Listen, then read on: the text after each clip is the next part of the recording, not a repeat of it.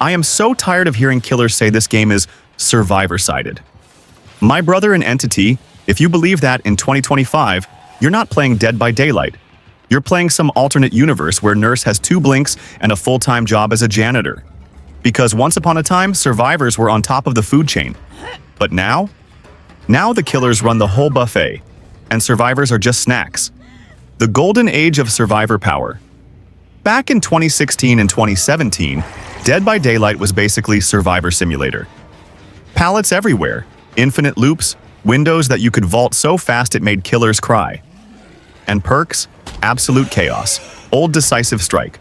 No cooldowns, no nerfs, stab the killer and run free. Borrowed time? Take hit after hit after hit. Self-care? Heal behind a rock while the killer's looking for you, and still escape like nothing happened. The maps were huge. Cold Wind was so big you could loop the killer in the barn, take a scenic tour of the cornfield, visit the silo, and still have time to make a sandwich before they caught you. When the shift happened. Then June 20th, 2017 rolled around. PlayStation 4 release. Suddenly the player base exploded. The devs started balancing things, and the fun started shifting. Pallet spawns cut. Vaults slowed. Loops became shorter. Killers started getting insane abilities instead of just walk slightly faster. And over the years, we went from killers are struggling, killers are competitive, killers own the match, the current killer. Kingdom. Today, killers decide everything. Who lives, who dies, who gets tunneled, who gets slugged. Survivors? They're just reacting to whatever the killer feels like doing. The OP Killer Hall of Fame. Blight. Imagine Sonic the Hedgehog after 6 energy drinks. 5 rushes, insane turns, ridiculous speed. Drop a pallet? Cute. He just bounces around it. Nurse, loops, windows, pallets, adorable ideas. She'll blink through 2 walls, smack you, and blink back before you even hit the ground. Spirit. Goes invisible, tracks you with sound like she's got echolocation. If she's good, you're done. Wesker hits you from another time zone, slams you into a wall, infects you, and then acts like survivors are too strong. Oni starts slow, but 1 down and he's a literal freight train with a war club. Artist spams crows, shuts down rescues, and zones you into death. Deathslinger, cowboy harpoon fishing simulator. 1 shot and you're in his arms, whether you like it or not. And let's not pretend Huntress, Pyramid Head, and Plague can't ruin your day too. Perks that delete Survivor. Fun Lightborn. Removes flashlight saves entirely. Not counterplay, just delete. Node. No one escapes death. Except the killer, apparently. Starstruck plus agitation dash. Walk too close to the killer while they're carrying someone. Enjoy being exposed. Enduring plus spirit fury dash drop a pallet. Now you're stunned and about to get hit anyway. The solo queue struggle killers. It's 4 versus 1, so unfair. Solo queue survivors. Laughs in 1v, 1v, 1v1. No comms, no coordination. 1 teammate hiding in a locker since the loading screen. Survivors can't afford mistakes. 1 wrong move and you're hooked. Killers? They can mess up and still win. Events. Then versus now. Old events were fun. Double blood points, unique cosmetics, and even killers chilling out so everyone could farm. Now, events are homework. Grind for hours for a charm, while the killer sweats like it's the Dead by Daylight World Championship. The reality in 2025. Once upon a time, Dead by Daylight was survivor-sided. Safer loops, bigger maps, wilder perks, and even solo survivors could pull off insane escapes. Now, it's killer territory. They've got the speed, the map control, the perks, and the power to make the whole match go their way. So when a killer in 2025 says, survivors are too strong, I just laugh. Not a happy laugh, but the laugh of someone who just watched the person with all the power complain about having too much power. You know what's crazy about Dead by Daylight? People keep saying it's killer-sided, but honestly, if you look at the evolution of the game, survivors have way more tools than ever before. Yeah, killers are scary, but survivors? We've got perks, teamwork, and skill-based escapes that make the game super intense. Let me take you through the history, the updates, the chaos, and the hilarious moments that make survivors feel like actual heroes. Back in 2016, Dead by Daylight launched quietly. Nobody really knew about it. It was this little indie horror game. 4 versus 1, simple concept, but so much tension.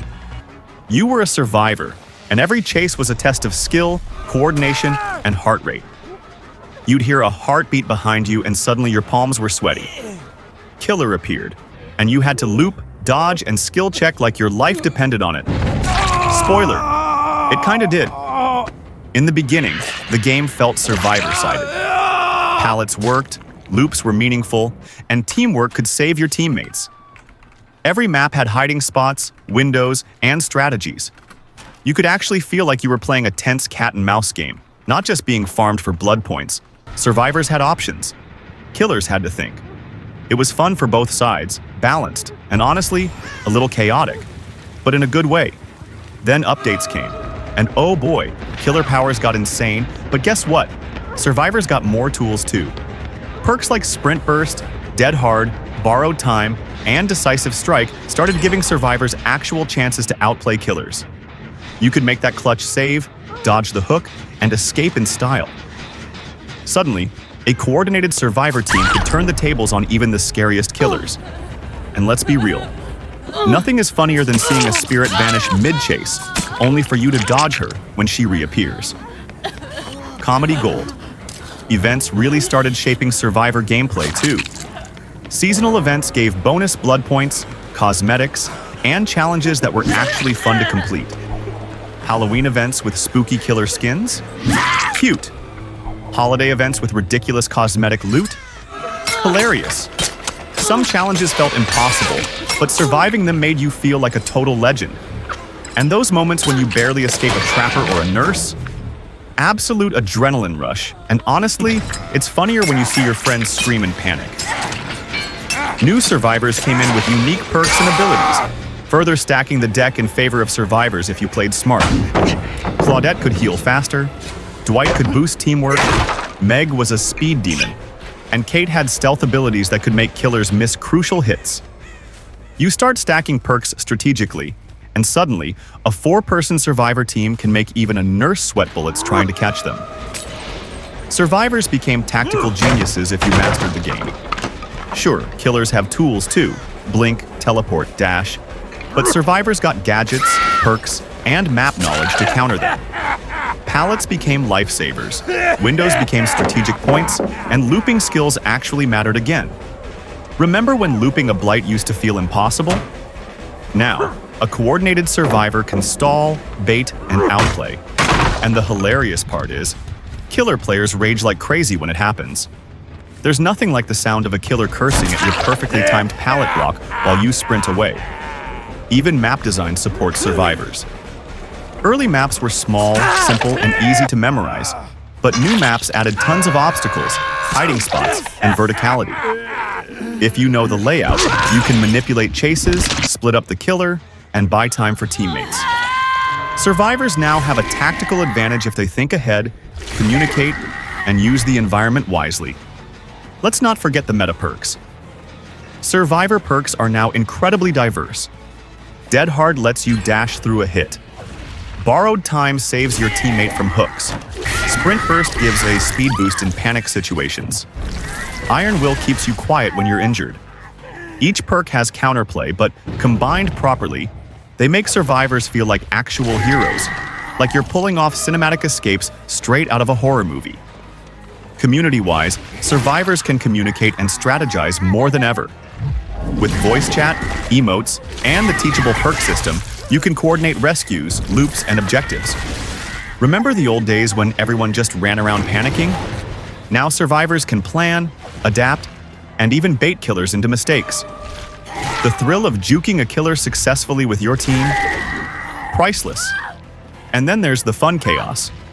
You've got blood points to farm, objectives to complete, and occasional ridiculous moments where you barely escape. You watch your friends scream as they get downed. You clutch a save at the last second and somehow, miraculously, you make it to the exit. That's why Dead by Daylight feels survivor-sided now. You have options, choices, and skill-based gameplay that allows you to turn the odds around. Even newer events keep stacking.